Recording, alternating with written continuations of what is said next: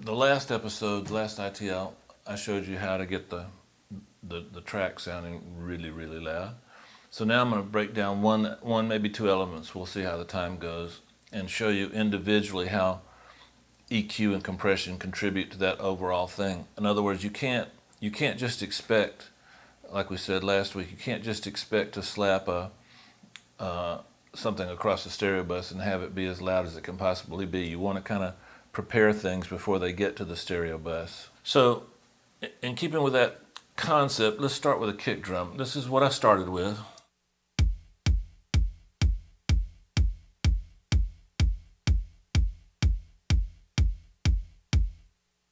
Pretty doggone good sounding kick drum. I mean, I'm very happy with that.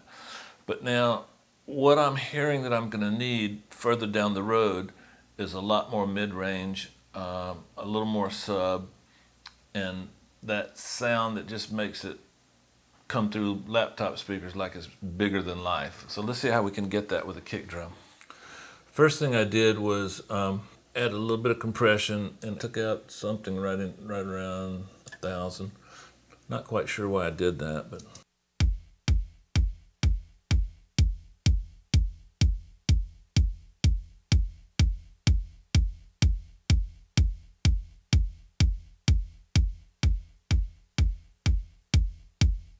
so you notice we're getting a little bit of the mid-range beat, like we talked about the last episode. We're messing with the Fletcher-Munson curves in our ears.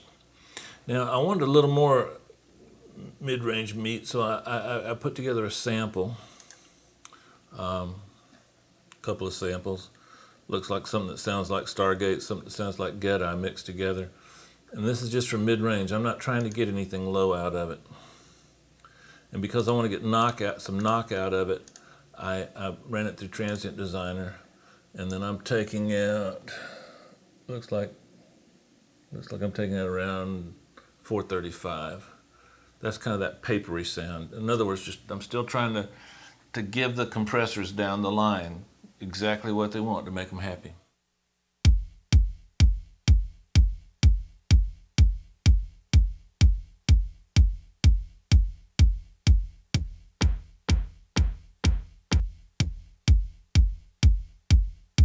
Okay, with me? Okay, and then right here, what we got a little bit more EQ, a little bit of boost to make up for some that we're losing along the way. Now, here comes the bad boy. Now this track and this track, the two kick drums, I'm sending to bus 57, which is my parallel track. This parallel track. So I'm going through this compressor. Now, I'm choosing a slow attack time. If I use a faster attack time, you see what I'm losing? I'm gonna let the compressors down the line take care of that. Now I chose a release time that gives me enough time for the low end to come through, but also keeps it in time. I'm using a ratio of 6:1, which is a little high for me. Now to make up for what I've lost, this is crazy.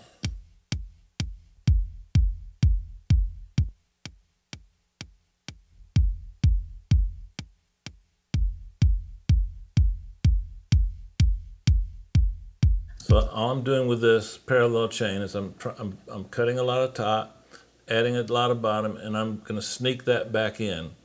Let's start with this guy down at 0 and bring it back up.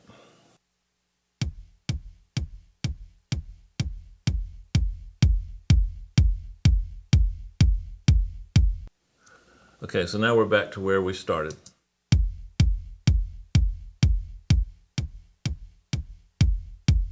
So now we got everything under control a little bit before we send it to our next block. Our next block, if you remember last week, is a drum sub.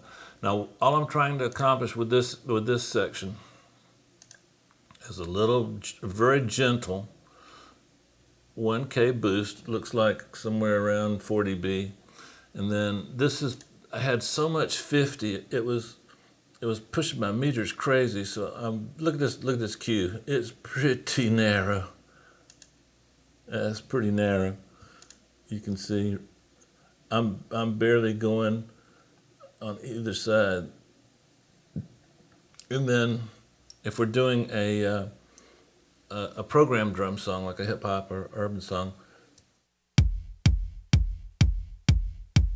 we'll use that guy. And if we're doing a rock, I'd probably use this guy.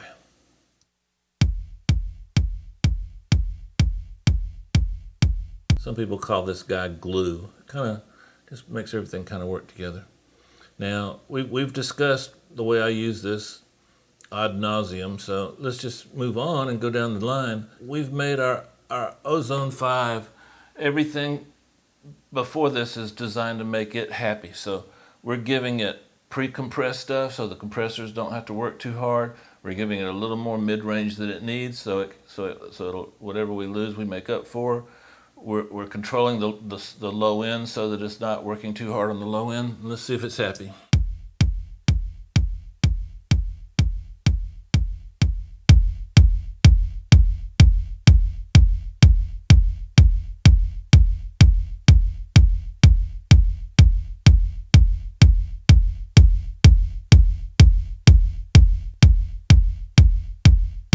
Now you can see I'm taking out some good stuff, but I didn't really need it. It was just too much.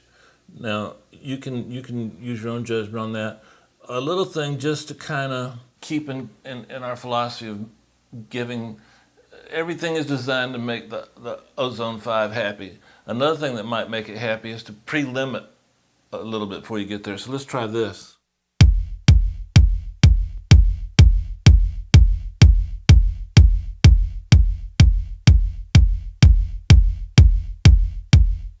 Okay guys, I'm gonna show you something.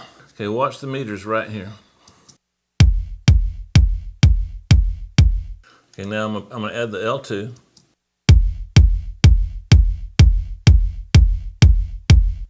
Essentially it didn't go up.